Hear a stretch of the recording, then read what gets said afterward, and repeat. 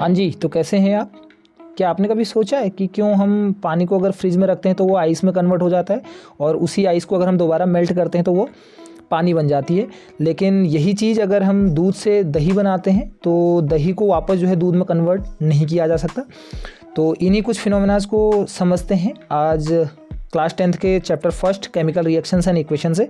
One shot revision रहेगा और पूरा चैप्टर आपका जो है एक ही बार में ख़त्म। चलिए शुरू करते हैं। मेरा नाम है मुकेश, आप देख रहे हैं लर्निंग ट्रैक। सबसे पहले समझते हैं physical and chemical changes. Physical change. In a physical change, a substance undergoes change in its physical properties such as shape, size, color or state. It's generally reversible. And in such changes, no new substance is formed. Physical change वो change है जिसमें जो है आपके shape, size, color या state में कोई change होता है और ये change reversible होता है, यानी कि आपको original product जो है वापस मिल सकता है। Examples: evaporation of water, melting of ice, freezing of water, formation of cloud, stretching of spring, etc. वहीं पे दूसरा चेंज होता है chemical change. Chemical change a change in which one or more new substance are formed, जिसमें एक या एक से ज़्यादा नई सबस्टांस की फॉर्मेशन होती है। That is the internal molecular composition of original substance is deformed. जो इंटरनल मॉलिकुलर सबस्टांस का जो स्ट्रक्चर है वो डिफॉर्म होता है, is called a chemical change. Chemical change is also called a chemical reaction. और generally chemical changes are irreversible in nature, वापस से जो है अपनी ओरिजिनल फॉर्म में नहीं आ सकते। Examples: ripening of fruits, process of photosynthesis, light of sun, rusting of iron, curding of milk etcetera. ये कुछ ऐसे चेंजेस हैं जिनको जो है केमिकल चेंज में कंसीडर करते हैं, जिनमें न्यू सब्सटेंस की फॉर्मेशन होती है। इसके बाद देखते हैं chemical reaction. The process in which substance, जिन्हें हम नाम देते हैं reactant, react to form new compound यानी कि product, is known as chemical reaction. This process involves the breaking of old bonds and the formation of new bonds. If bond energies of the reactants are greater than the bond energies of product, the reaction occurs with the evolution of energy in form of heat. However, in the opposite condition, absorption of energy takes place. Bond energy के base पे reaction में या तो जो है energy बाहर निकलती है या फिर हमें एनर्जी प्रोवाइड करनी पड़ती है। तो रिएक्टेंट से प्रोडक्ट बनने की प्रोसेस को ही जो हम केमिकल रिएक्शन बोलते हैं या केमिकल चेंज बोलते हैं। Characteristics of the chemical reaction, क्या क्या करेक्टरिस्टिक्स हो सकते हैं किसी केमिकल रिएक्शन के? First, change in state. Second, change in colour. Third, evolution of a gas. Fourth one, change in temperature. And fifth one, formation of precipitate. ये कुछ characteristics हैं जिसकी बेस पे हम ये कह सकते हैं कि केमिकल चेंज हुआ है या केमिकल रिएक्शन हुई है।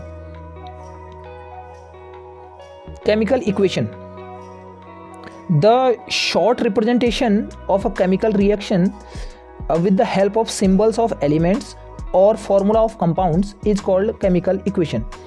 केमिकल इक्वेशन उसे कहा जाता है जिसमें हम सिंबल या फॉर्मूले की हेल्प से किसी भी केमिकल चेंज को जो है शो कर रहे होते हैं। जैसे कि एग्जांपल दिया हुआ है C3H8 + 5O2 = 3CO2 + 4H2O। ठीक है, C3H8 हमने यहाँ पे जो है प्रोपेन लिया हुआ है, उसका ऑक्सीजन के साथ रिएक्शन हुई तो हमें कार्बन डाइऑक्साइड मिली और वाटर मिला। तो हमने यहाँ पे जो है फॉर्मूला लिया प्रोपेन का, ये हमने ऑक्सीजन का सिंबल लिया, ये हमने कार्बन डाइऑक्साइड का फॉर्मूला और ये हमने वाटर का फॉर्मूला। तो इस तरह से अगर हम रिप्रेजेंट करते हैं रिएक्शंस को तब हम उसे बोलते हैं केमिकल इक्वेशन। ठीक है, state symbols, a state symbol is used in a chemical equation to show if a substance is a solid, a liquid, a gas or an aqueous solution dissolve in water. मतलब जब dissolve होना था उसके लिए हम aqueous term use करते हैं। State symbol जो है हमें ज़्यादा इन्फॉर्मेटिव बनाते हैं हमारे किसी भी इक्वेशन को कि किस फॉर्म में लिया गया है। सॉलिड के लिए हम जो है स्मॉल s यूज़ करते हैं, लिक्विड के लिए हम L, गैस के लिए स्मॉल g एंड एक्वस के लिए AQ। ये जो है मेंशन करके हमें ये पता चलता है कि किसी भी सब्सटेंस की स्टेट क्या रही है उस केमिकल चेंज के दौरान। ठीक है, चलिए आगे देखते हैं। बैलेंस इक्वेशन, इक्वेशंस का बैलेंस होना ज़रूरी होता है क्योंकि आपने क्लास 9th में पढ़ा था law of conservation of mass. तो देखते हैं क्या कहता है। Reactants atoms are rearrange to form the product. अ के science principle law of conservation of mass tells us that atoms can not be lost or destroyed. There should be an equal number of atom on the both side of the equation. We add a big number at the start of the reactant end और product in order to balance equation. आपने class 9th में law of conservation of mass पढ़ा होगा, जिसमें कहा जाता है कि mass neither be created nor be destroyed, it only converted one form to the another. एक एग्जांपल से समझते हैं। देखिए आपके दो मॉलिक्यूल लिए हुए हैं HgO के। HgO आपका मरकरी ऑक्साइड है, तो दो मॉलिक्यूल अलग अलग लिए हुए हैं। तो इसमें से क्या हुआ, Hg के मॉलिक्यूल्स अलग हो गए और ऑक्सीजन के मॉलिक्यूल आपस में कंबाइंड हो गए। तो हमें ऑक्सीजन का एक मॉलिक्यूल मिल गया और दो हमें Hg के एटम मिल गए सेपरेटली। तो जितने एटम ने पार्टिसिपेट किया था रिएक्शन में, दो मरकरी के एटम पार्टिसिपेट हुए थे तो हमें प्रोडक्ट में दो मरकरी मिल गए। दो ऑक्सीजन के एटम ने पार्टिसिपेट किया था तो हमें दो ऑक्सीजन के एटम मिल गए। यानी कि इसके लिए हम कह सकते हैं बैलेंस इक्वेशन वो इक्वेशन है जिसमें number of atom of reactant always equal to the number of atom of product. ठीक है, चलिए आगे देखते हैं। बैलेंसिंग इक्वेशन को बैलेंस कैसे किया जाता है। देखिए एक एग्जाम्पल लिया हुआ है, nitrogen in form of gas react with the hydrogen in form of gas and forms ammonia NH3 in form of gas। अब देखिए यहाँ पे हमने जो लिया हुआ है, नाइट्रोजन के दो एटम पार्टिसिपेट कर रहे हैं, हाइड्रोजन के दो एटम पार्टिसिपेट कर रहे हैं और एक मॉलिक्यूल मिल रहा है हमें अमोनिया का, जिसके अंदर एक एटम नाइट्रोजन का है और तीन एटम हाइड्रोजन के। लेकिन according to conservation of mass हमने जितने रिएक्टेंट साइड हमने एटम्स लिए हुए थे, हमें प्रोडक्ट साइड भी उतने ही एटम वापस मिलने चाहिए। तो इसके लिए हम क्या कर सकते हैं, इस इक्वेशन को बैलेंस करने के लिए हमने दो एटम ले लिए नाइट्रोजन के और 6 एटम हमने ले लिए हाइड्रोजन के। तो रिएक्शन बन गई N2 + 3H2 और इक्वल टू 2NH3, क्योंकि हमने 6 हाइड्रोजन लिए थे तो हमें बाहर 6 हाइड्रोजन चाहिए और 2 नाइट्रोजन लिए तो 2 नाइट्रोजन। तो इसका मतलब हमें जो मॉलिक्यूल बाहर मिलेंगे वो 2NH3। तो ऐसे अगर हम नंबर से मल्टीप्लाई करके अगर हम रिएक्टेंट और प्रोडक्ट साइड के अगर दोनों एटम्स को इक्वली करते हैं तो उस प्रोसेस को हम बोलते हैं इक्वेशन को बैलेंस करना, इनकी बैलेंसिंग इक्वेशन। ठीक, टाइप्स ऑफ केमिकल रिएक्शंस कितने टाइप की हो सकती हैं। केमिकल रिएक्शंस में आपको जो क्लास 10th की जो इस चैप्टर में आपको देखनी है, that is combination reaction, decomposition reaction, displacement reaction, double displacement reaction, oxidation and reduction, exothermic and endothermic reaction.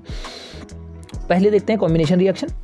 Combination reaction a reaction in which a single new product is formed from 2 और मोर reactant. जब दो या दो से ज़्यादा reactant आपस में mix होकर केवल एक सिंगल प्रोडक्ट की फॉर्मेशन करते हैं तब उसे हम बोलते हैं combination reaction. Is called combination reaction. Such reactions may occur in between the element और कंपाउंड। ये दो एलिमेंट्स के बीच में हो सकती है ये रिएक्शन, या दो कंपाउंड के, या एक कंपाउंड और एक एलिमेंट के बीच में हो सकती है। कुछ एग्जाम्पल्स आपके यहाँ पे दिए हुए हैं, जैसे 3H2 + N2 = 2NH3 अमोनिया के formation, MgO + CO2 magnesium oxide and carbon dioxide, it forms magnesium carbonate MgCO3, carbon monoxide + oxygen = carbon dioxide, sodium + chlorine = sodium chloride. तो ये कुछ रिएक्शंस हैं जो एग्जांपल्स हैं कॉम्बिनेशन रिएक्शन की, यानी कि सब में जो है प्रोडक्ट एक सिंगल प्रोडक्ट निकल रहा है और पार्टिसिपेट करने वाले जो रिएक्टेंट्स हैं वो दो हैं या दो से ज़्यादा भी हो सकते हैं। ठीक है, सेकेंड टाइप की रिएक्शन देखते हैं, decomposition reaction. Decomposition reaction, a chemical reaction in which a single reactant or compound breaks down to give simpler product is called a decomposition reaction। ऐसी रिएक्शन जिसमें एक जो हमारा रिएक्टेंट होता है वो टूट के दो या दो से ज़्यादा प्रोडक्ट की अगर फॉर्मेशन करता है तब हम उसे नाम देते हैं डिकम्पोजिशन रिएक्शन। इसको सिंपली समझ सकते हैं कि AB कोई एक कंपाउंड है जो ब्रेक करके A + B दो अलग अलग आइटम को हमें डिवाइड करके देता है, तो उसको हम जो है बोलते हैं decomposition reaction. The decomposition reactions are of 3 type, क्योंकि डिकम्पोजिशन कराने के लिए आपको एनर्जी देनी पड़ती है, तो वो एनर्जी आपके 3 तरह से आप प्रोवाइड करा सकते हैं। फर्स्ट हो सकता है आपका थर्मल डिकम्पोजिशन, यानी कि ऐसा डिकम्पोजिशन जिसमें जो एनर्जी आप प्रोवाइड कर रहे हैं वो हीट की फॉर्म में कर रहे हैं, तो उसको जो है हम बोलते हैं थर्मल डिकम्पोजिशन। एग्जाम्पल इसका कैल्शियम कार्बोनेट CaCO3 को आप जब हीट करते हैं तो आपको दो कंपोनेंट मिलते हैं, CaO कैल्शियम ऑक्साइड जिसको हम बोलते हैं quick lime, and CO2 carbon dioxide. दूसरा एक एग्जांपल सोडियम कार्बोनेट Na2CO3, इसको आप हीट करते हैं तो आपको मिलता है सोडियम ऑक्साइड Na2O और प्लस आपको कार्बन डाइऑक्साइड। तो जब आप हीट प्रोवाइड करके जो है डिकम्पोजिशन की प्रोसेस करवाते हैं तब हम उसको बोलते हैं थर्मल डिकम्पोजिशन। सेकेंड हो गया इलेक्ट्रोलाइसिस, जब आप जो एनर्जी प्रोवाइड कर रहे हैं वो इलेक्ट्रिसिटी की फॉर्म में कर रहे हैं तब हम जो है उसको बोलते हैं इलेक्ट्रोलाइसिस। जैसे आप वाटर में दो अलग अलग इलेक्ट्रोड डाल के अगर वाटर में जो है करंट को फ्लो कराते हैं तो आपको जो है उसमें हाइड्रोजन और ऑक्सीजन दोनों का लिबरेशन देखने के लिए मिलता है, तो उस प्रोसेस को बोलते हैं इलेक्ट्रोलाइसिस। तीसरा आपका होगा फोटोलाइटिक डिकम्पोजिशन। फोटोलाइटिक डिकम्पोजिशन मतलब जिसमें आप एनर्जी को एज अ सनलाइट की फॉर्म में जो है रिएक्शन में प्रोवाइड करा रहे हैं और जो है डिकम्पोजिशन कंप्लीट हो रहा है, तो उसको हम बोलते हैं फोटोलाइटिक डिकम्पोजिशन। जैसे एग्जांपल 2AgCl, आपने सिल्वर क्लोराइड का जो है पाउडर लिया और उसको जो है सनलाइट में रखा, तो उसमें से जो है सिल्वर आपके अलग हो गई, 2Ag आपको अलग मिल गया, क्लोरीन गैस Cl2 गैस की फॉर्म में बाहर लिबरेट होगी।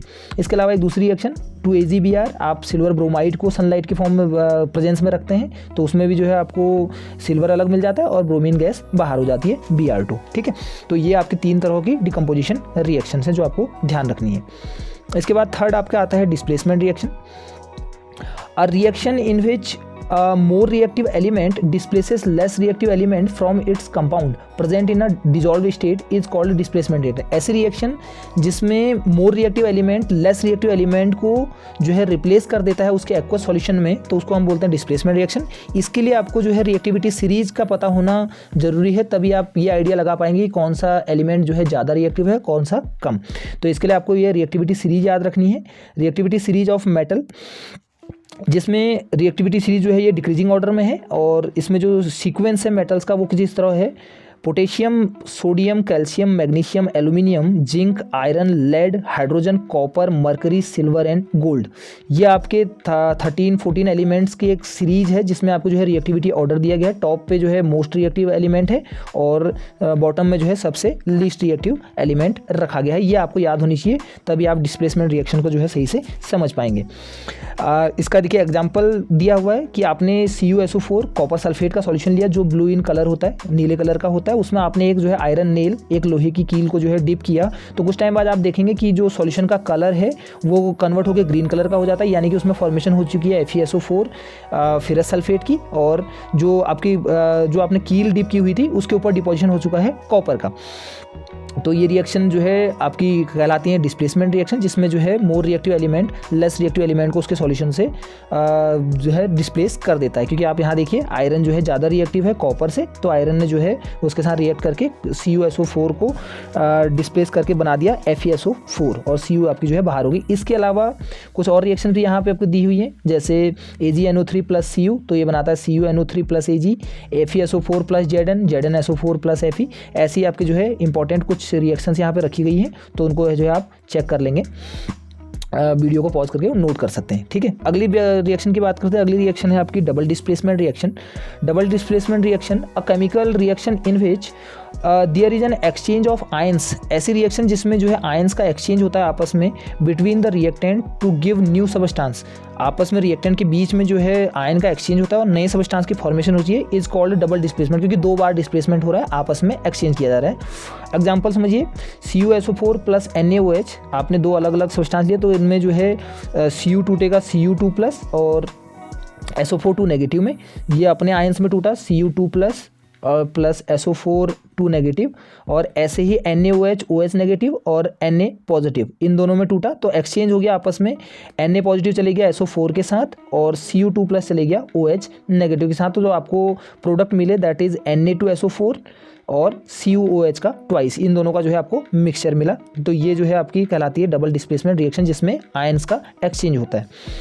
कुछ और एग्जांपल्स आपके दिए गए हैं, जैसे KBr potassium bromide react with silver nitrate AgNO3, तो इसने बना दिया KNO3 पोटेशियम नाइट्रेट और प्लस आपका जो है AgBr।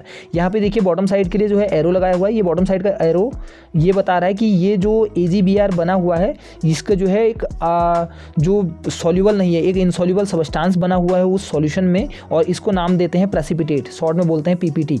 तो डबल डिस्प्लेसमेंट रिएक्शन को जो है प्रेसिपिटेशन रिएक्शन भी कहा जाता है, क्योंकि इनमें एक प्रोडक्ट ऐसा बनता है जो इनसॉल्यूबल होता है वाटर में। ठीक है, इसके अलावा sodium sulphate react with strontium chloride, तो ये बना देगा सोडियम क्लोराइड और प्लस स्टोनिशियम सल्फेट। इसके अलावा hydrochloric acid react with sodium hydroxide, it forms sodium chloride and water. इसके अलावा sodium sulphide react with hydrochloric acid, it forms common salt NaCl और प्लस हाइड्रोजन सल्फाइड गैस। तो जब भी ion का exchange होता है रिएक्शंस के बीच में, तब हम उसे बोलते हैं डबल डिस्प्लेसमेंट रिएक्शन। ठीक है, चलिए अब देखते हैं oxidation and reduction. Oxidation is defined as a chemical reaction in which a substance gain oxygen और एनी अदर इलेक्ट्रोनेगेटिव एलिमेंट, या तो ऑक्सीजन का गेन करे या किसी और इलेक्ट्रोनेगेटिव एलिमेंट का गेन करे, या लॉसेज हाइड्रोजन का लॉस हो, और इलेक्ट्रॉन या इलेक्ट्रॉन का लॉस हो तो उसको बोलते हैं हम जो है ऑक्सीडेशन। और इसमें जो है ऑक्सीडेशन नंबर जो है वो इंक्रीज करता है किसी भी सबस्टांस का। For example copper react with O2 in the presence of heat it forms 2CuO। तो यहाँ पे देखिए कॉपर पहले अकेले था, अब कॉपर के साथ जो है आपके ऑक्सीजन जुड़ चुकी है, यानी कि copper is oxidise to copper oxide, ठीक है, CuO। दूसरा CuO प्लस H2, तो वो वापस से आपको जो है कॉपर बाहर मिल गया, और H2O, तो यानी कि hydrogen is oxidise to H2O, क्योंकि हाइड्रोजन के पास पहले ऑक्सीजन नहीं थी, बाद में उसके साथ ऑक्सीजन आ गई, और CuO के पास पहले ऑक्सीजन थी, बाद में वो ऑक्सीजन हट चुकी है, ठीक है। तो ये एग्जाम्पल हो गया आपके क्या ऑक्सीडेशन का। Reduction, it is defined as the chemical reaction in which a substance gain hydrogen. ऐसी रिएक्शन जिनमें जो है हाइड्रोजन का गेन होता है और इलेक्ट्रोपॉजिटिव एलिमेंट या कोई इलेक्ट्रोपॉजिटिव एलिमेंट का गेन होता है, और गेन ऑफ इलेक्ट्रॉन या फिर इलेक्ट्रॉन का गेन हो रहा होता है, और लॉसेज लॉसेज ऑक्सीजन या ऑक्सीजन का जो है लॉस हो रहा है, लॉस उसमें से ऑक्सीजन निकल रही है, तब उस तरह की रिएक्शन को हम नाम देते हैं रिडक्शन। ऑक्सीजन और electronegative element and shows decrease in oxidation number, और इसमें जो है ऑक्सीडेशन नंबर में डिक्रीज देखा जाता है, तो उन तरह की रिएक्शन को हम बोलते हैं रिडक्शन। यानी कि इसको हम कंपाइल फॉर्म में ऐसा कह सकते हैं कि oxidation is the gain of oxygen, loss of hydrogen, loss of electron and increase in oxidation number. वहीं पे reduction loss of oxygen, gain of hydrogen, gain of electron और decrease in oxidation number. Oxidising agent and reducing agent, यहाँ पे ये चीज़ ध्यान रखनी है, जिस भी सबस्टांस का ऑक्सीडेशन होता है वो काम करता है एज अ रिड्यूसिंग एजेंट, क्योंकि उसने खुद को ऑक्सीडाइज किया और दूसरे को रिड्यूस किया। अगर कोई खुद को रिड्यूस कर रहा है और दूसरे को ऑक्सीडाइज कर रहा है, तब हम उसको नाम देते हैं ऑक्सीडाइजिंग एजेंट। यानी कि acceptor of electron is oxidizing agent, यानी कि जो इलेक्ट्रॉन को एक्सेप्ट करता है उसे हम बोलते हैं oxidizing agent. And donor of electron, जो इलेक्ट्रॉन को डोनेट कर रहा है, उसको हम बोलते हैं रिड्यूसिंग एजेंट। यहाँ पे हम ध्यान रखेंगे कि जिसका ऑक्सीडेशन होगा वो एज अ रिड्यूसिंग एजेंट काम करेगा, और जिसका रिडक्शन होगा वो एज अ ऑक्सीडाइजिंग एजेंट काम करेगा। इसके अलावा कुछ और एग्जांपल्स आपको यहाँ पे दिए हुए हैं, जिनमें आपको जो है ऑक्सीडेशन और रिडक्शन देखने के लिए मिलेगा, जैसे CuO plus H2 equal to Cu plus H2O। तो यहाँ CuO का जो है रिडक्शन हुआ है क्योंकि वो उसने ऑक्सीजन का लॉस किया है, और वो हाइड्रोजन का जो है ऑक्सीडेशन हुआ है क्योंकि वो जो है H2O में कन्वर्ट हुआ, ऑक्सीजन का गेन हुआ है। इसके अलावा दूसरा example ZnO plus C, zinc oxide ने कार्बन के साथ रिएक्ट किया तो आपको जो है जिंक बाहर मिल गई, यानी कि लॉस ऑफ ऑक्सीजन हुआ, तो इसका मतलब वो आपका रिडक्शन है। और कार्बन ने ऑक्सीजन को गेन करके कार्बन मोनोऑक्साइड बनाई, इसका मतलब वो ऑक्सीडेशन है। तो ये कुछ एग्जाम्पल है ऑक्सीडेशन और रिडक्शन के। चलिए इसके बाद देखते हैं इंडोथर्मिक एंड एक्सोथर्मिक रिएक्शंस। देखिए ऐसी रिएक्शंस जिसके अंदर एनर्जी का एब्जॉर्प्शन होता है उसको हम बोलते हैं endothermic reaction. Those reactions in which energy is absorbed in form of heat, light या किसी भी फॉर्म में हो सकती है। अगर वो सराउंडिंग से हीट को एब्जॉर्ब कर रहा था हम उसको बोलते हैं इंडोथर्मिक रिएक्शन। अगर अपोजिट कंडीशन में अगर एनर्जी बाहर लिबरेट हो रही है, किसी भी रिएक्शन के दौरान एनर्जी बाहर निकल रही है, तब हम उसको बोलते हैं एक्सोथर्मिक रिएक्शन। अब यहाँ पे ध्यान देंगे इंडोथर्मिक जो रिएक्शंस हैं इसका कुछ एग्जांपल, जैसे आपका यहाँ पे सॉल्ट, शुगर, जो सॉल्ट में अगर आप जो है मिलाते हैं तो सॉल्ट को अगर पानी में मिलाते हैं तो वो जो है आपका एक इंडोथर्मिक रिएक्शन है। इसके अलावा फोटोसिंथेसिस, या आप उसके अलावा जो है कुकिंग ऑफ एग या इवापोरेशन ऑफ वाटर, ये सारे इंडोथर्मिक रिएक्शन है क्योंकि इनमें एनर्जी एब्जॉर्ब की जाती है। एक्सोथर्मिक रिएक्शन जैसे आपकी रेस्पिरेशन में हम जो है ग्लूकोज का मॉलिक्यूल जो है ब्रेक डाउन करता है और हमें 38 ATP प्रोवाइड करता है, तो वो एग्जाम्पल हो जाते हैं आपके क्या एक्सोथर्मिक रिएक्शंस के, ठीक है। चलिए लास्ट में देखते हैं कोरोजन क्या है, क्योंकि यहाँ पे इतनी आपकी टाइप ऑफ रिएक्शन होगी। अब एक दो टॉपिक आपके और हैं, corrosion and rancidity. Corrosion it is a process of oxidative deterioration of a metal surface by the action of substances present in the environment in form of unwanted corrosion product। हमारे surrounding में पाए जाने वाले ऐसे substance जो किसी भी metal surface को कोरोड करते हैं, उसको ख़राब करते हैं। वो कुछ भी हो सकता है, मॉइस्चर हो सकता है, आपका एसिड सबस्टांस हो सकते हैं, और डिफरेंट गैसेज हो सकती हैं जो किसी भी मेटल सरफेस को कोरोड कर दें, ख़राब कर दें, तो उसको हम बोलते हैं corrosion. In other words it is the process of the formation of oxide और other salt on the surface of a metal when it expose to the atmosphere. जब उसको हम एटमॉस्फेयर पे एक्सपोज करते हैं तो वहाँ पे हमें चीज़ देखने के लिए मिलती है, तो उसको हम नाम देते हैं कोरोजन। कोरोजन में हमें आपको 3 चीज़ें आपके सिलेबस में दी हुई हैं, तो 3 चीज़ें आपको ये सिलेबस की अपनी ध्यान रखनी है। फर्स्ट है आपका रस्टिंग ऑफ आयरन। तो आयरन जब आपका जो है का ऑक्सीजन और वाटर की प्रेजेंस में जो है रिएक्ट करता है, तो ये आपका बनाता है Fe2O3.XH2O। इसी को हम बोलते हैं रस्ट, जो जिसे हम कहते हैं लोहे पे जंग लगना। ठीक है। इसके अलावा दूसरा होता है कोरोजन ऑफ सिल्वर मेटल। अगर आप सिल्वर मेटल को जो है रिएक्ट करवाते हैं, तो जो एटमॉस्फेयर में जो प्रेजेंट है हाइड्रोजन सल्फाइड, वो और ऑक्सीजन के साथ रिएक्ट करने के बाद ये सिल्वर जो है एक ब्लैकिश कलर का सबस्टांस बनाता है, जिसको बोलते हैं सिल्वर सल्फाइड Ag2S, और उसके साथ वाटर कंटेंट आपका बाहर निकलता है। तो ये है आपका कोरोजन ऑफ सिल्वर मेटल। इसके अलावा तीसरा आपका हो सकता है कॉपर कार्बोनेट। जो ग्रीन कलर की लेयरिंग हो जाती है कॉपर के ऊपर, उसको हम बोलते हैं कोरोजन ऑफ कॉपर। इसके लिए जो रिस्पॉन्सिबल गैस है दैट इज़ कार्बन डाइऑक्साइड, उसके अलावा मॉइस्चर और ऑक्सीजन। ये सब जब कॉपर के साथ रिएक्ट करते हैं तो आपके एक मिक्सचर मिलता है आपको कॉपर कार्बोनेट CO3 और प्लस कॉपर हाइड्रोक्साइड CuOH का ट्वाइस। तो इस प्रोडक्ट को नाम देते हैं आपका बेसिक कॉपर कार्बोनेट, जो ग्रीन कलर का सबस्टांस होता है, यानी कि कोरोजन है कॉपर के ऊपर। ठीक है। इनके लिए आपको यही 3 चीज़ें ध्यान रखनी है कि कोरोजन जो आपका आयरन का होता है उसके लिए मॉइस्चर और ऑक्सीजन का होना ज़रूरी है, और आपका जो कोरोजन ऑफ सिल्वर होता है उसके लिए आपका हाइड्रोजन सल्फाइड रिस्पॉन्सिबल होती है मेनली, और अगर आप कोरोजन ऑफ कॉपर पे जाते हैं तो उसके लिए आपको जो है carbon dioxide main role play करती है। इसके अलावा जो कोरोजन है ये एक ऐसी प्रोसेस है जिससे बहुत जो मेटल जो है वो बर्बाद होते हैं, मतलब हमें बहुत ज़्यादा लॉस देखने के लिए मिलता है। तो इसके लिए प्रिवेंशन के लिए हम कई तरह के मेथड्स यूज़ कर सकते हैं। हम जो है मेटल सरफेस को ऑयलिंग कर सकते हैं, हम उस पर ग्रीस लगा सकते हैं, हम उनकी इलेक्ट्रोप्लेटिंग करवा सकते हैं, या फिर हम एक थिन लेयर ऑफ जिंक की जो है कोटिंग करवा सकते हैं मेटल सरफेस के ऊपर। और the process in which thin layer of zinc provided over the surface of a metal is known as galvanization। तो इसको ध्यान रखेंगे कि जिंक की एक पतली लेयर अगर चढ़ाई जाती है मेटल सरफेस के ऊपर तो उसको हम नाम देते हैं गैल्वेनाइजेशन। इसके अलावा पेंट करना, ग्रीस करना, ऑयलिंग या इलेक्ट्रोप्लेटिंग, ये जो है बहुत और सारे और मेथड हो सकते हैं जिसको जो प्रिवेंशन की तरह काम करेंगे for the process of corrosion. ठीक है। लास्ट में देखते हैं रेंसिडिटी।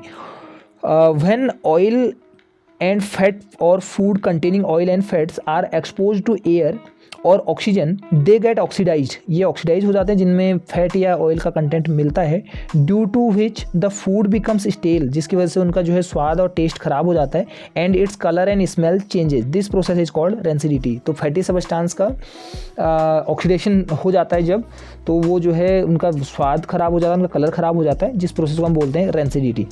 इसको भी प्रिवेंट करने के लिए कुछ मेथड्स हैं हमारे पास, जैसे हम एंटीऑक्सीडेंट यूज़ कर सकते हैं लाइक BHT, ब्यूटाइलेटेड हाइड्रोक्सीटोलुइन, ये केमिकल सबस्टांस है, इसको यूज़ किया जा सकता है। इसके अलावा नाइट्रोजन, जो डाइनाइट्रोजन है वो अपने आप में एक इनर्ट गैस है, तो उसको जो हम यूज़ कर सकते हैं। जो चिप्स के पैकेट या नमकीन के पैकेट आते हैं उनके अंदर यही एयर फीड रहती है।